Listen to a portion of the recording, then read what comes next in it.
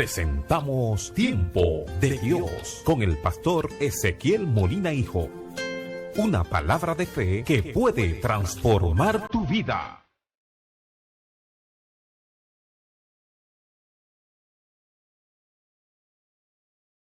Todo lo que el hombre siembra, eso va a cosechar.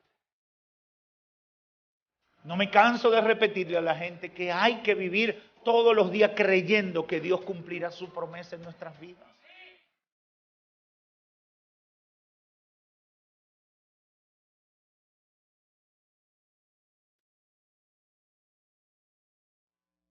Leemos la palabra del Señor en el segundo libro de Reyes, capítulo 6, verso 24. Dice la Escritura: después de esto aconteció que Ben-Hadad, rey de Siria, reunió todo su ejército y subió y sitió a Samaria. Y hubo gran hambre en Samaria, a consecuencia de aquel sitio, tanto que la cabeza de un asno se vendía por 80 piezas de plata y la cuarta parte de un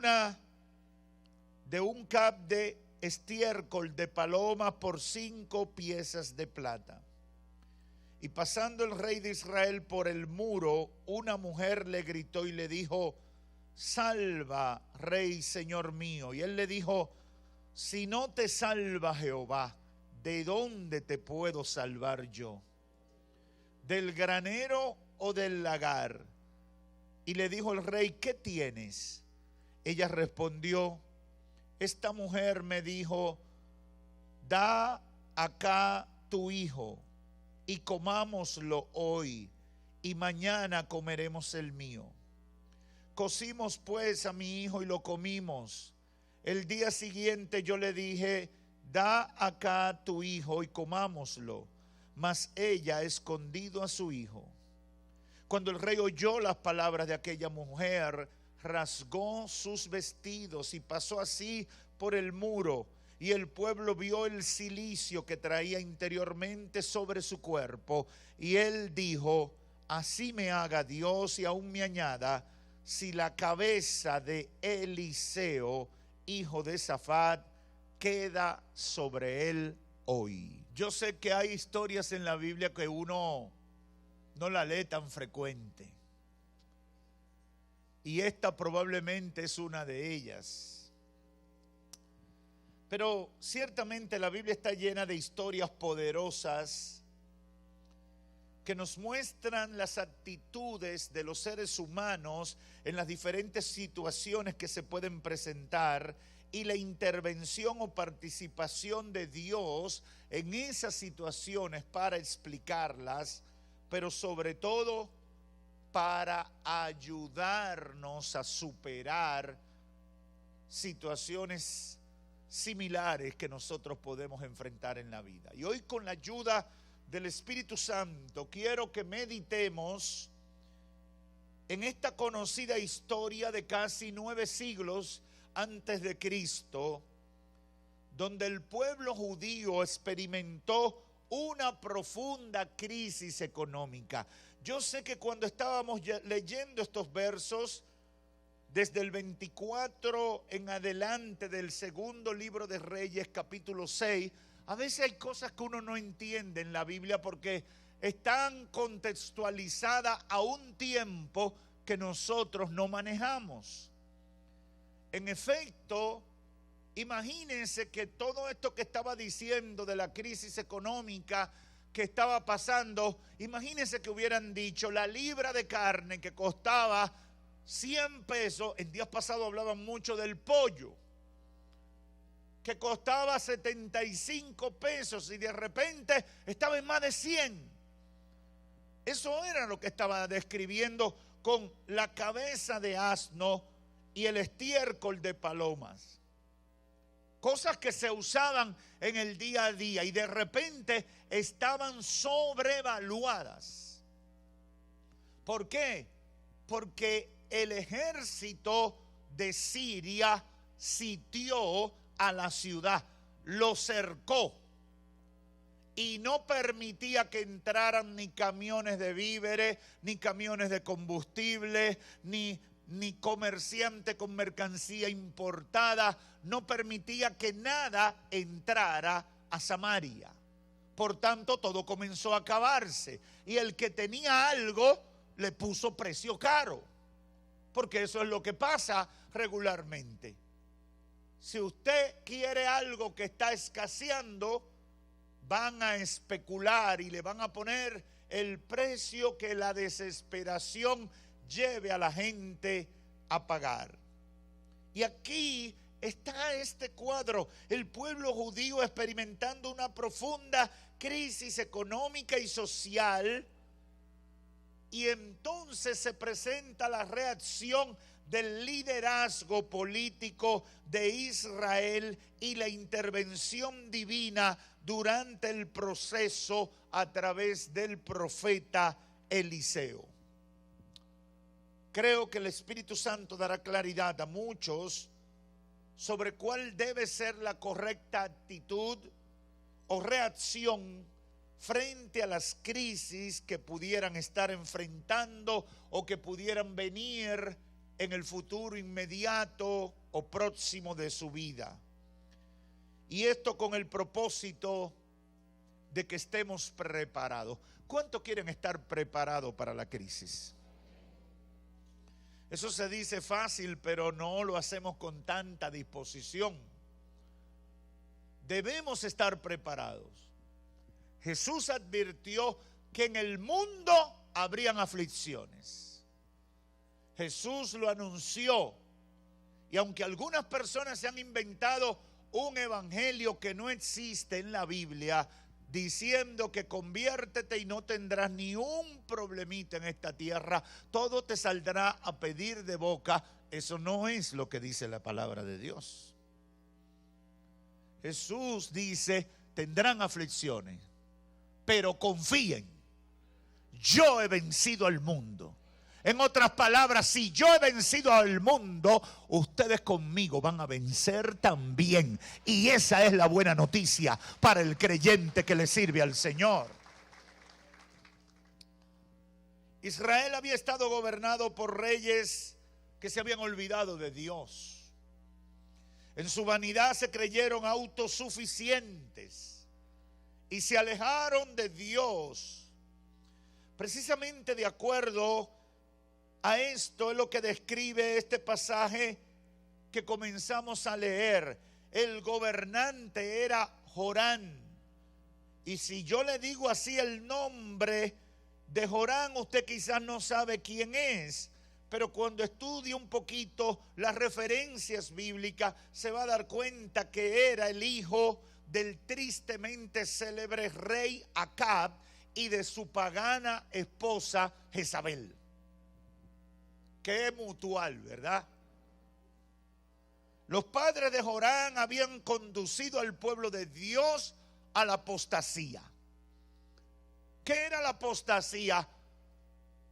Negar, irrespetar, confundir la palabra conocida o la revelación conocida de Dios. El apóstata usa cosas que pueden parecer la verdad, pero en esencia lo que llevan es a la confusión, porque no va al cumplimiento de esa verdad revelada. Y los padres de Jorán habían conducido al pueblo de Dios a la apostasía, a la adoración de dioses ajenos al Dios verdadero, y por ende los enemigos de Israel los asediaban con intenciones de destruirlos, como era el caso de los sirios. Hermanos y amigos, cuando meditaba en esto, el Espíritu Santo ministró a mi espíritu sobre lo siguiente. Debemos siempre orar y hacer lo que esté a nuestro alcance, como ejercer un voto responsable cuando llegan las elecciones en los países democráticos, para elegir personas que tengan el temor a Dios y sean coherentes con el respeto a Dios, aun cuando no profesen o practiquen la fe cristiana. Si la practican, mejor, pero por lo menos que respeten a Dios. en Santo Domingo hay una crisis. Muchos hermanos se me han acercado porque tanto en el Distrito Nacional como en la provincia de Santo Domingo eligieron 2 personas que no tienen a Dios en su noticia para ser máximo representante, entre otros. Y a cada rato hay hermanos que me dicen: ¡ay, pero pastor, ahora yo lo entiendo por qué usted se pronunció contra uno de ellos! Y yo siempre les respondo de la misma manera: espero que en la próxima no te vuelvas a equivocar. Porque hay muchos evangélicos que votan por demonios para que los representen en el Congreso. Y si tú votaste por un demonio que te represente en el Congreso, no te molestes cuando el infierno sea tu hábitat. Eso suena feo, pero es la realidad. Esa es la realidad. Y por eso yo he estado insistiendo, aunque se me gaste la voz, mientras Dios me dé voz y vida, voy a estar diciéndole a los cristianos: voten como cristianos, no como cuadro político de ningún partido en esta tierra. Voten con el temor de Dios. ¿Por qué? ¿Por qué esto es tan importante? Porque las decisiones de los gobernantes y reyes que dirigen las naciones son determinantes para contar con la bendición o acarrear la maldición para un país. Y el problema del pueblo judío, 8 siglos y medio y un poquito más antes de Cristo, en ese momento histórico, tenía que ver con eso. Jorán era hijo de unos reyes que hicieron lo malo delante de Dios. Y él estaba haciendo lo mismo que sus padres. Y por eso los enemigos del pueblo de Dios vinieron a sitiarlo. ¿Qué implicaciones había producido eso? Lo que estábamos leyendo: crisis. Porque cuando nos alejamos de Dios viene la crisis. Óyeme, cuando nos alejamos de Dios viene la crisis. Que lo sepa el que está entre Lucas y Juan Mejía, el que está al borde del precipicio, el que tiene un pie adentro y el otro afuera. Cuando te alejas de Dios viene la crisis para matar. Estaba sitiado Israel por el ejército sirio y se acabó la comida, no entraban las provisiones y en poco tiempo los israelitas terminarían muriendo de hambre. Por eso estas 2 madres del relato bíblico habían hecho el macabro acuerdo de comerse a sus hijos. Por eso habían hecho ese acuerdo. Y hubo una más inteligente que la otra. Dijo: vamos a comernos el tuyo primero. Siempre hay gente sabia, ¿verdad? Ahora bien, las crisis son capaces de llevarnos a comportamientos horribles que atentan contra la vida de otros, aún de nuestros seres más queridos, y nos convierten en sus propios verdugos también. El rey Jorán, cuando escucha a estas 2 mujeres y el acuerdo que habían hecho, se indigna con la situación. No encuentra solución porque los sirios eran más poderosos que ellos. Él no podía ir a quitar a ese ejército que lo tenía rodeado. Y aquí expresa su molestia con Dios por permitir que esa situación estuviera pasando. Peor aún, el rey y sus cortesanos culpan a Dios y con ello al profeta de Dios por la crisis que estaban viviendo. Y lo leímos ahí en los versos donde me detuve, ¿verdad? El verso 31 dice el rey: así me haga Dios y aún me añada así la cabeza del profeta Eliseo, yo no se la arranco antes que termine el día. Si usted ve el contexto del relato bíblico, se va a dar cuenta que al contrario, Eliseo había sido el instrumento de Dios para que no se arruinara totalmente la vida de la nación. El problema es que los insensatos y contumaces, los que acarrean la maldición, siempre le están echando la culpa a otro, miran la paja en el ojo del otro, pero no miran que sus actos son los que han producido el juicio y la ira de Dios sobre la nación. Ese juicio venía desde los tiempos de los padres de Jorán. ¿Por qué? Porque se alejaron de Dios, buscaron a los ídolos, se llenaron de apóstatas que comenzaron a inventar cosas. No, ya tú no tienes que orar al Dios del cielo. Préndele una vela a la Virgen y ahí ya todas tus cosas se te van a resolver. Tú no tienes que orar tanto, tú no tienes que clamar tanto. Los apóstatas están hoy también. No cierre los ojos, que no hay que cerrar los ojos para hablar con Dios. No vaya a la iglesia, que Dios te escucha aquí en tu casa. No ofrende, no diezme, que eso se lo va a coger el pastor. ¿Cuántas cosas no escuchamos? No hay que llevar tan a pecho lo que dice la Biblia. Ahora, ¿qué busca eso siempre? Satisfacer los deseos de la carne y sacarte del propósito de Dios para tu vida. Y tenemos que estar conscientes de eso. Satanás siempre te va a ofrecer un camino ancho. Y Jesús dijo, la puerta que lleva al cielo es estrecha. Para caber hay que estar en línea. Alaba.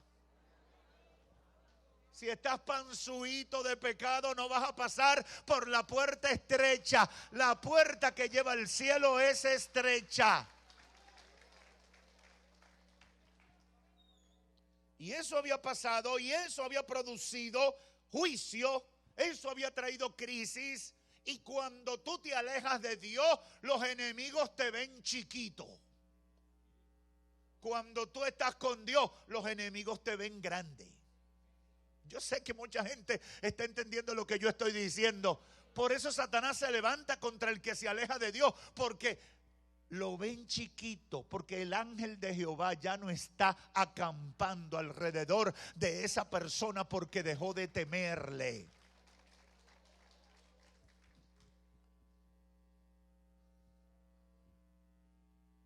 El peor error que puede cometer el que esté en crisis y calamidad es rebelarse contra Dios.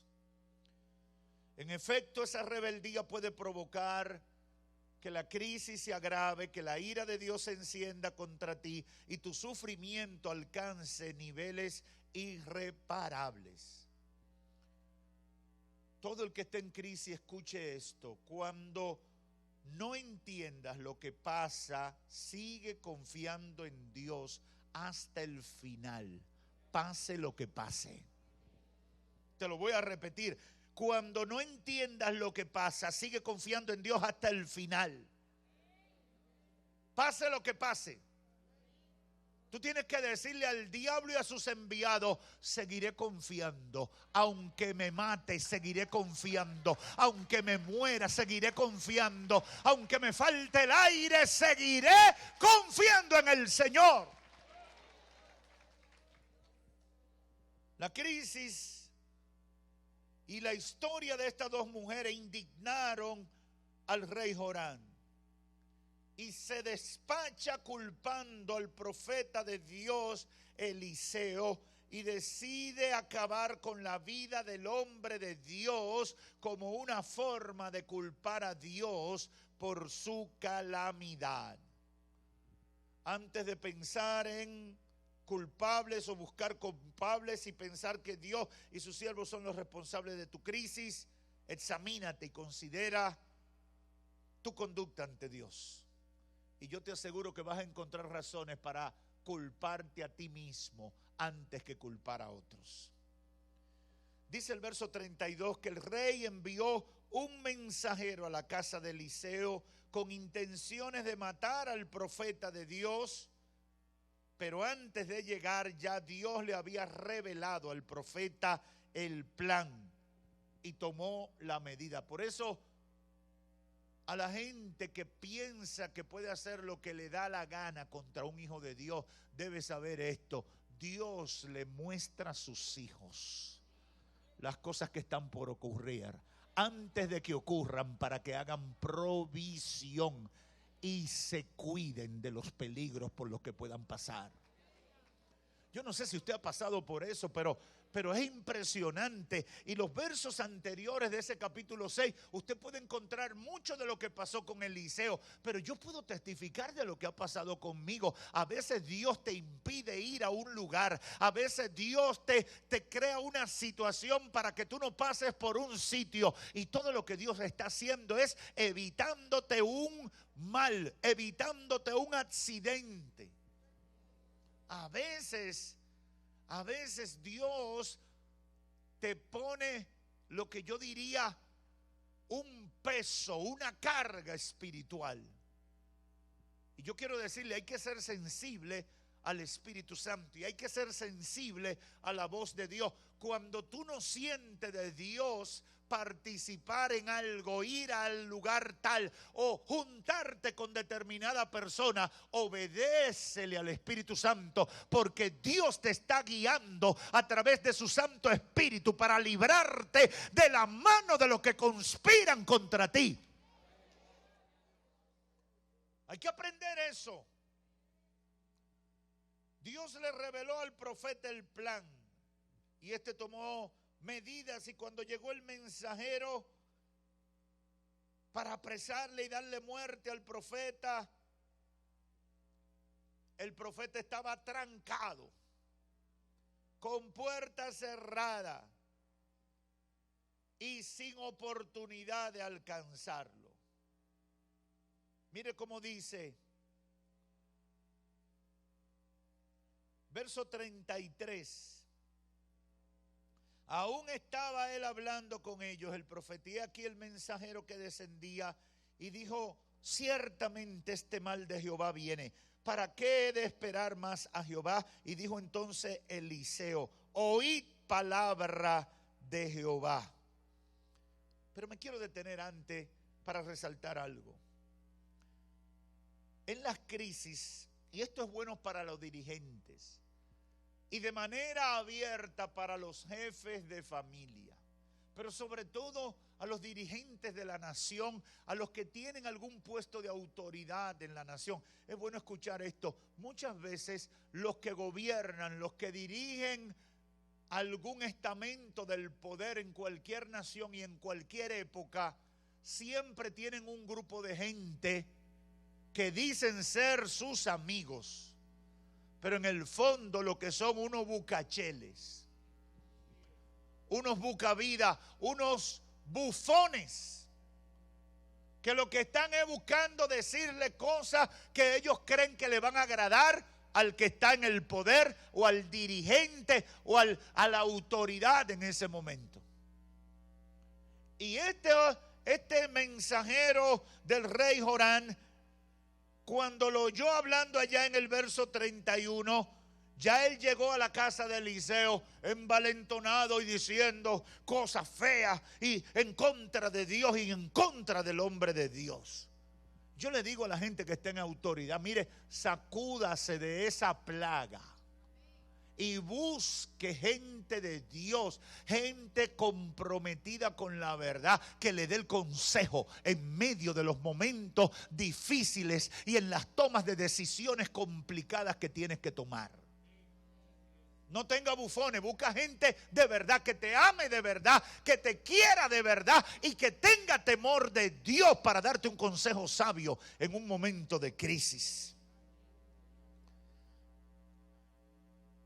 Aquí en el verso 1 del capítulo 7, Dios, ante la bufonada de este enviado del rey que quería apresar a Eliseo y matarlo, Dios le da un mensaje a este bufón a través del profeta y dice: oíd palabra de Jehová. Así ha dicho Jehová: mañana a estas horas valdrá el sead de flor de harina un ciclo y 2 sead de cebada un ciclo a la puerta de Samaria.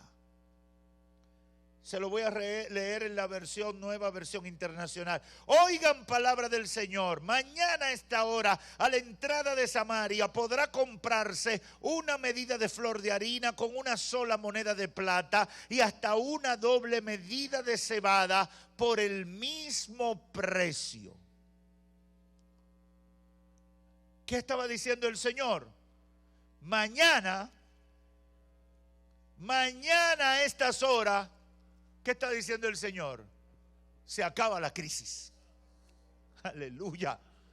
Eso es lo que el Señor estaba diciendo.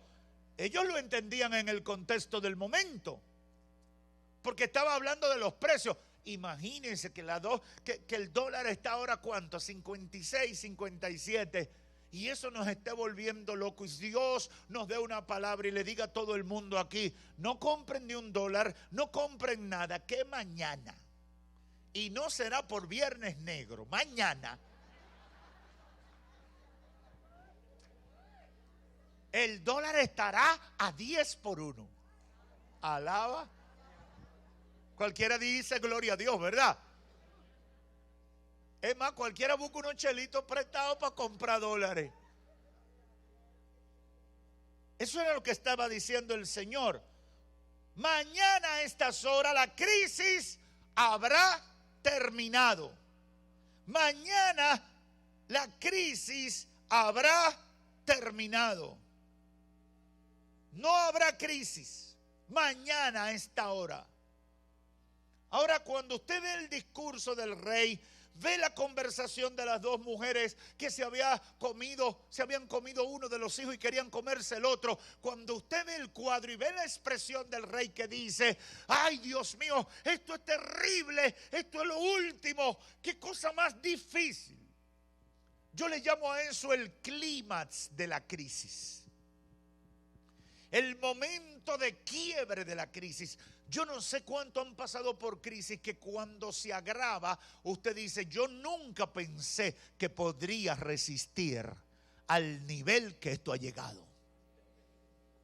Yo nunca pensé que yo tendría fuerza para lidiar con una situación como la que tengo de frente.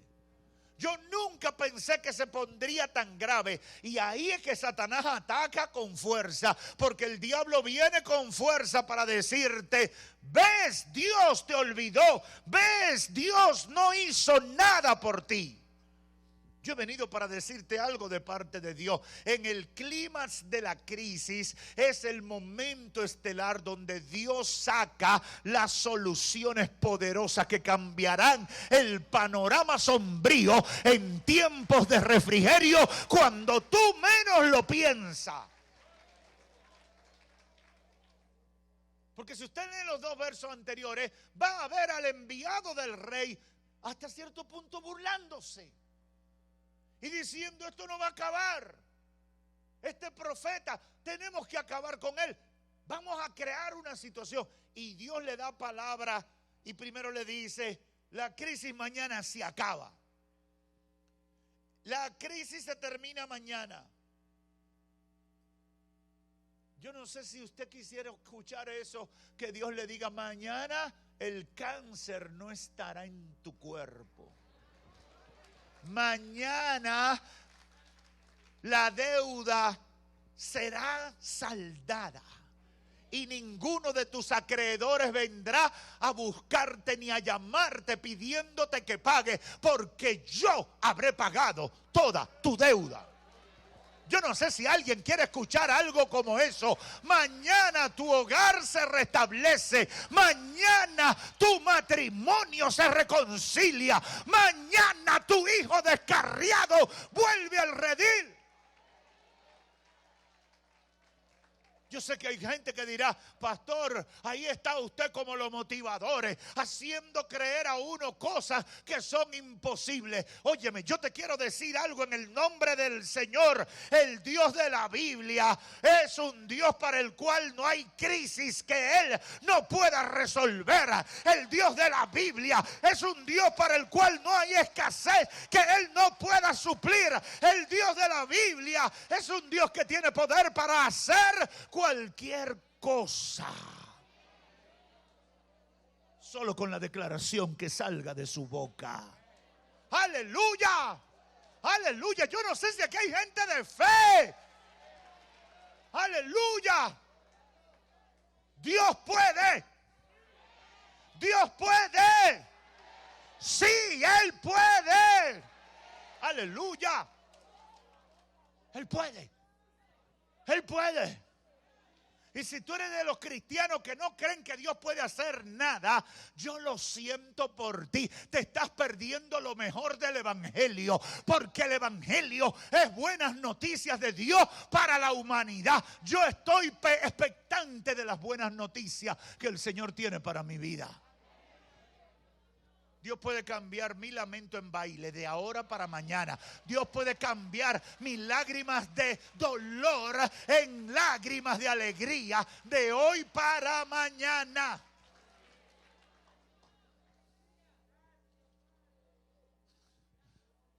Ahora, cuando Dios da una palabra de ánimo, de aliento, cuando viene una promesa de parte de Dios, cuando viene una declaración de fe de parte de Dios para nuestra vida, siempre Satanás levantará sus instrumentos para decir que eso no va a ser. ¿Qué dijo el emisario del rey? Y el príncipe sobre cuyo brazo el rey se apoyaba, ese emisario que había ido, capítulo 7, verso 2 del segundo libro de Reyes, respondió al varón de Dios y dijo: si Jehová hiciese ahora ventanas en el cielo, ¿sería esto así? Y él mismo dijo: he aquí. El profeta le dijo: he aquí, tú lo verás con tus ojos, mas no comerás de ello. Aleluya. Aleluya. Mire, hermanos, les voy a dar un consejo fruto de la experiencia. A veces Dios dice cosas que ni uno lo cree, aun cuando uno sea cristiano convertido y en victoria.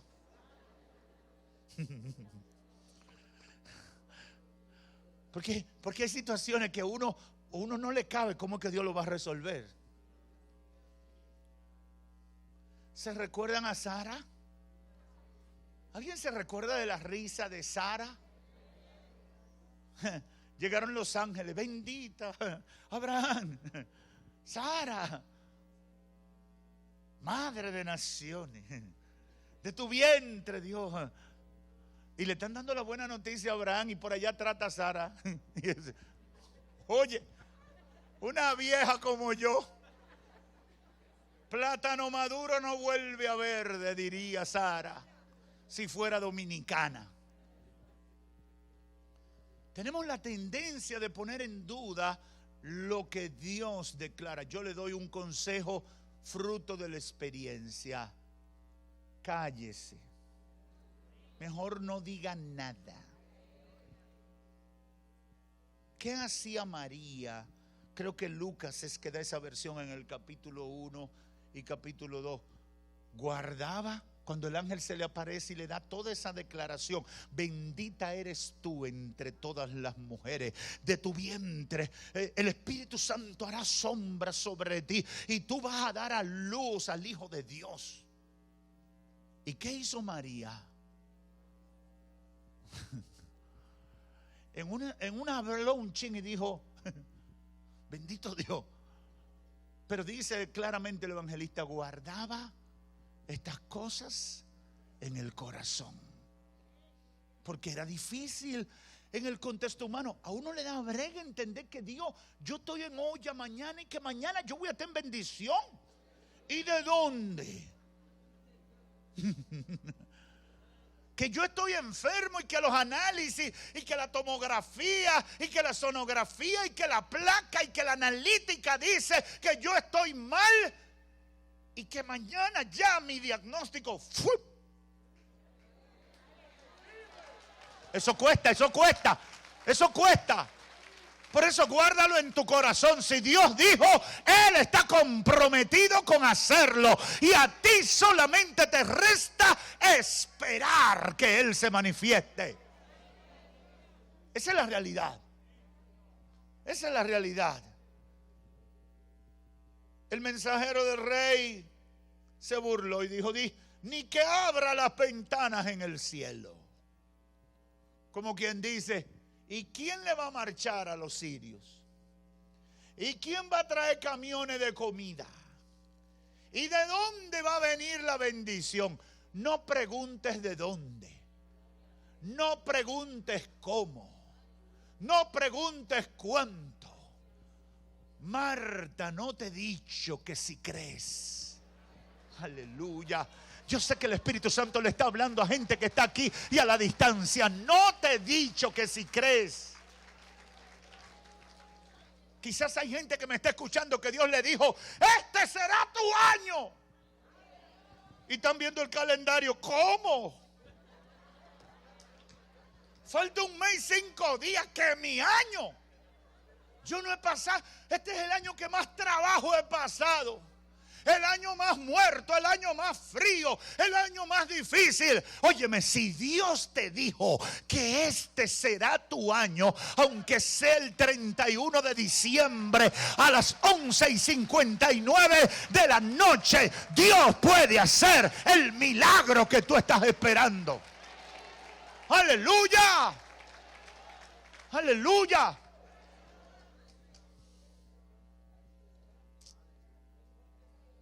Intentó burlarse de Dios y su profeta, y por su reacción, dice el verso 2, que fue sentenciado a muerte por la palabra que salió de la boca de Dios.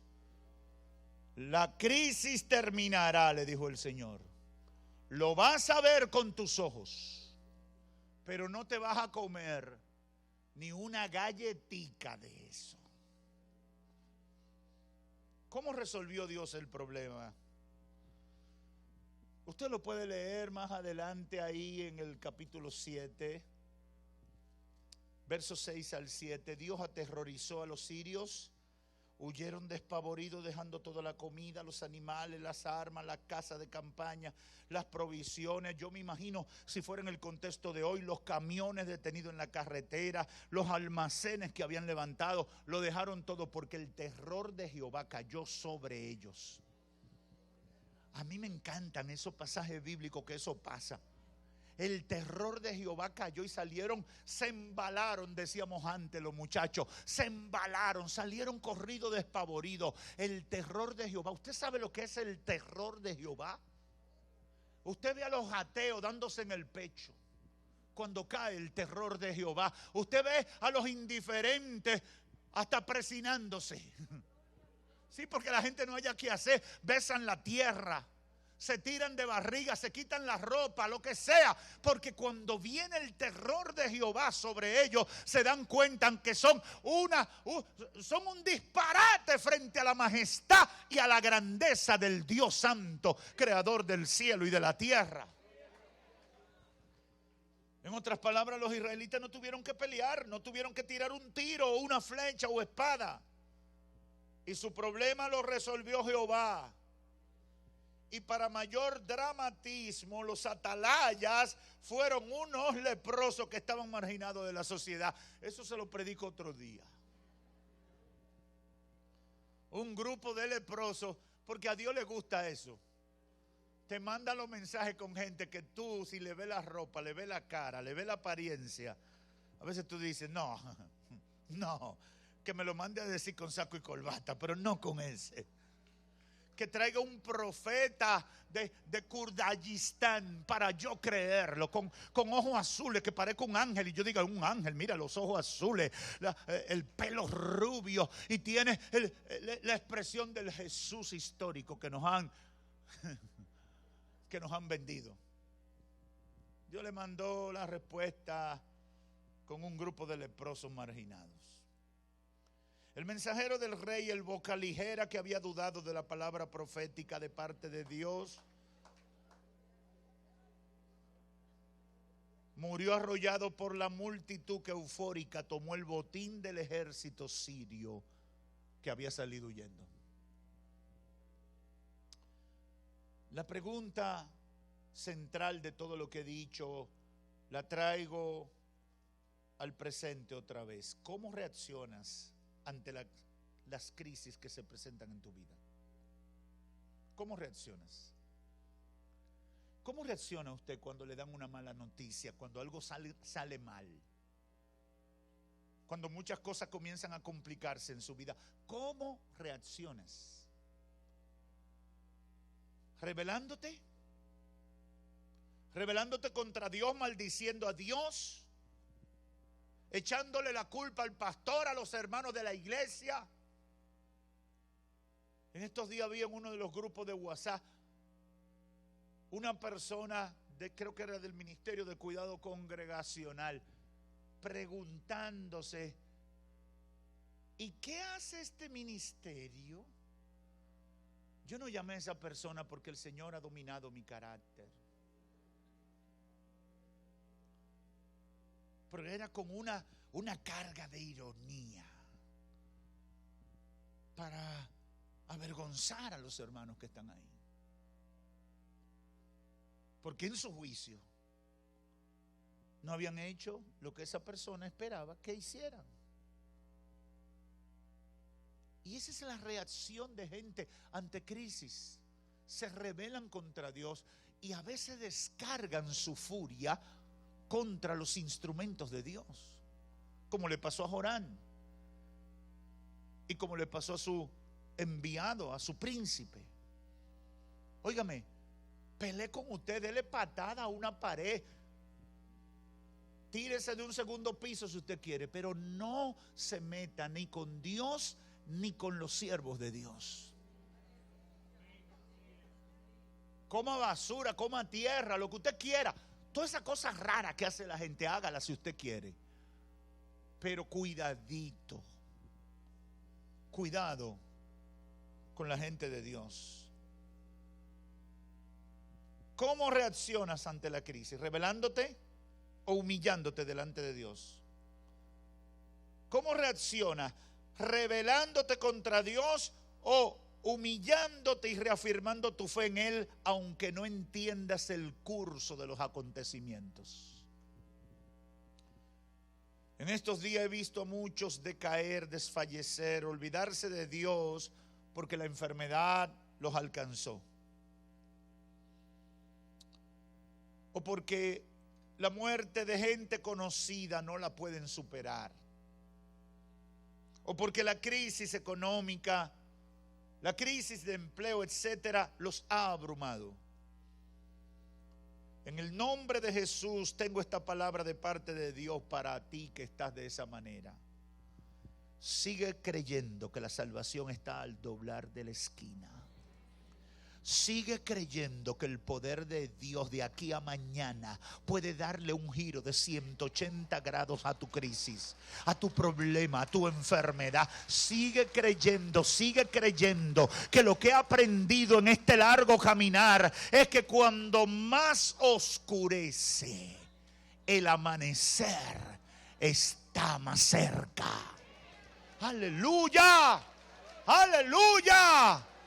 He visto a Dios glorificarse cuando la gente dice: ¿hasta cuándo, Señor? Ya no puedo más. Y en ese punto de quiebre, yo me imagino que Dios dice: ángeles, cúbranlo ahora, que está listo para ver mi gloria en el tiempo de la aflicción que ha estado pasando. ¡Aleluya! ¡Aleluya!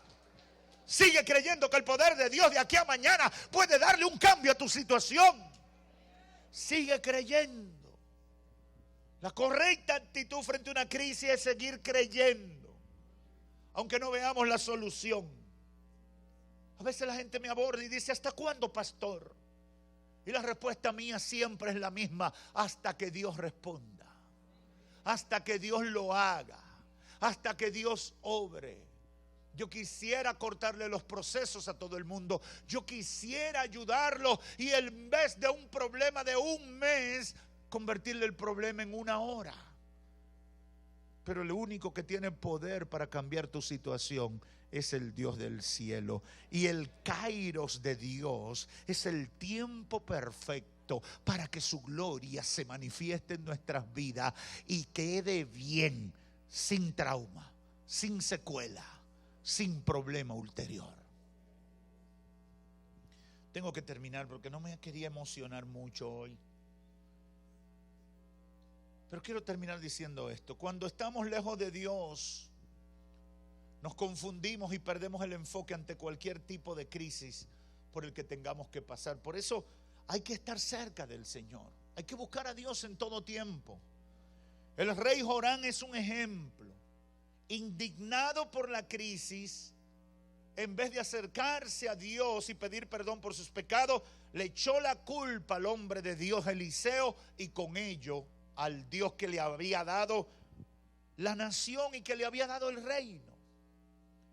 Esa es una triste posibilidad y pienso que hoy más que nunca está pasando. Mucha gente por estar viendo Netflix, por estar metido y sumergido en las redes sociales, se olvidaron de orar, se olvidaron de buscar a Dios, no vienen a la iglesia y se han quedado en casa con el diablo y su hermana y después no entienden cómo es que van a pasar la crisis. Yo sé que mucha gente dice, pero pastor, ¿qué? Sí, es eso. Eso es. Esa es la triste realidad. Y reaccionan mal por estar lejos de Dios y se convierten en rebeldes para su perdición. Hermano o hermana, te doy un consejo. Que la crisis te encuentre en comunión. Si no me escuchaste, te lo repito. Que la crisis te encuentre de rodillas. Que la crisis te encuentre buscando el rostro de Dios. Que la crisis te encuentre lleno del poder del Espíritu Santo. Aleluya. ¿Por qué, pastor? Porque esa sí es de verdad la vacuna que te va a evitar que la crisis te destruya. Nuestra reacción frente a una crisis debe comenzar con la humildad de corazón, reconociendo al mismo tiempo que Dios tiene el control de todo lo que pasa en el mundo. Señala a alguien y dile, Dios tiene el control. Dios tiene el control. Dios tiene el control. Tú no, ni yo tampoco, pero Dios tiene el control. Tranquilo, Dios tiene el control de todo lo que pasa en el mundo y conmigo también. Job, después de todas las noticias malas, anunciando la pérdida total de sus bienes y familiares, declaró, mire cómo dice, entonces Job, verso 20 del capítulo 1, se levantó y rasgó su manto y rasuró su cabeza y se postró en tierra y adoró. ¿Usted qué hizo cuando llegaron las malas noticias? Se postró en tierra y adoró. La gente no quiere adorar cuando las cosas le van mal. Quieren rebelarse. Job se postró en tierra y adoró y dijo, desnudo salí del vientre de mi madre y desnudo voy a volver allá. Jehová dio y Jehová quitó, sea el nombre de Jehová bendito. Aleluya. Muchos cometen el error de culpar a Dios por sus fracasos, de culpar a Dios por sus crisis y calamidades, y erróneamente se rebelan contra el Señor. Cuidado con eso. El salmista dijo en el Salmo 31:15, en tu mano están mis tiempos. Líbrame de la mano de mis enemigos y de quienes me persiguen. Aleluya. Tú no entiendes lo que está pasando, pero declara esta palabra, verso 15 del Salmo 31. En tus manos están mis tiempos, Señor. Líbrame de mis enemigos y de aquellos que me persiguen. Si nuestra confianza está en algo o en alguien que no es Dios, la crisis nos va a destruir. Esa es la verdad. Si por el contrario tenemos plena confianza en que Dios tiene el control, vamos a prepararnos para celebrar una aplastante victoria. Por eso algunos dicen los evangélicos maduros y experimentados, algunos lo califican de masoquista. Porque hay hermanos que cuando están pasando por una prueba se le mete un gozo. Y el que no conoce la palabra no lo puede entender. ¿De qué se goza si está en su peor momento? Es que el que ha conocido a Dios sabe que la prueba, la crisis, la dificultad es un trampolín para la manifestación de la gloria de Dios en su vida, mucho más grande que todo lo que antes ha vivido en su vida. Yo no sé si aquí hay gente que entiende lo que yo estoy diciendo. Cuando entendemos ese misterio, los problemas nos motivan y nos llevan a proyectar lo que viene. ¡Wow! ¡Qué bendición viene! La voy a pasar con 100 en el nombre de Jesús. Diablo, quítate que yo paso por ahí. No importa que tú hayas levantado muralla alrededor de mí. Voy a saltar los muros en el nombre de Jesús y voy a ver la gloria de Dios del otro lado. Aleluya. No es masoquismo, es fe. No es otra cosa sino la experiencia manifestada a través de la fe que ha sido probada en diferentes situaciones y crisis de la vida. Esta leve tribulación, dijo el apóstol, esta tribulación momentánea y leve va a traer consigo un eterno peso de gloria. ¿Cuántos dicen: yo quiero gloria de Dios en mi vida? Yo quiero la manifestación de la gloria de Dios en mi vida. Yo no sé si tú estás entendiendo. Dile: Señor, manifiesta tu gloria. Yo quiero ser testigo de la manifestación de tu gloria en mi vida. Termino diciéndole a los amigos que hay aquí o nos sintonizan por los medios, pero a todo el que me escucha también quiero decirle esto: la crisis se pasan mejor confiando en Dios. Y únicamente en Dios tenemos garantía de victoria más allá de la crisis. Por esa razón debemos convertirnos a Cristo y entregarle nuestro corazón a Cristo. Cuando tenemos a Cristo de nuestro lado, el cielo se pone oscuro, pero nosotros sabemos que vamos a cruzar. La cosa se pone fea, pero nosotros sabemos que de Dios saldrá liberación. Hermano, yo no sé cómo se puede vivir sin Dios. Yo no sé cómo los amigos que me escuchan están viviendo sin Dios. En un tiempo como este, tan difícil, tan complicado, tan inseguro como el que estamos viviendo. Mire ese tema de la salud. Ahora hay tantos frentes con la salud, porque yo le voy a decir algo. Nadie sabe qué es lo que está matando.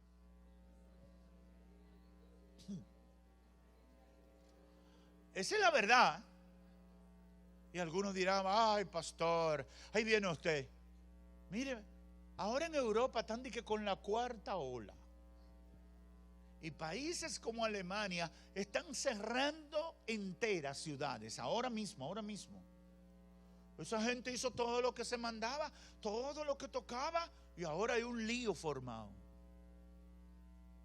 Y entonces, escuché, leí en días pasados que en comunidades de la China están pasando problemas similares. Y ahora muriéndose gente de ataque cardíaco, gente joven, gente que no sufría de nada, y de repente ¡pum!, cae como un pajarito. Derrames cerebrales, ACV, Strong. ¿Cuántas cosas raras? En medio de esta crisis, yo le aconsejo a todo el que me escucha: conviértase a Cristo. El que está parado en la roca está seguro, y la roca es Cristo Jesús. Párate en la roca que es Cristo Jesús. Amigo, párate en la roca que es Cristo Jesús. Yo no sé en qué tú estás parado, pero si no estás en Cristo, te puede llevar el diablo. Que el Señor lo reprenda. Busca de Cristo ahora y mañana. No importa que venga la crisis, si estás en Cristo vas a salir victorioso. Que Dios te bendiga. Hemos presentado Tiempo de Dios con el pastor Ezequiel Molina Hijo. Esperamos que este tiempo haya sido una bendición para ti. Te invitamos a nuestra próxima presentación. Si quieres comunicarte con nosotros, envía un correo electrónico a eltiempodedios@gmail.com o llámanos al teléfono 809-813-1029, La Romana, República Dominicana. Tiempo de Dios.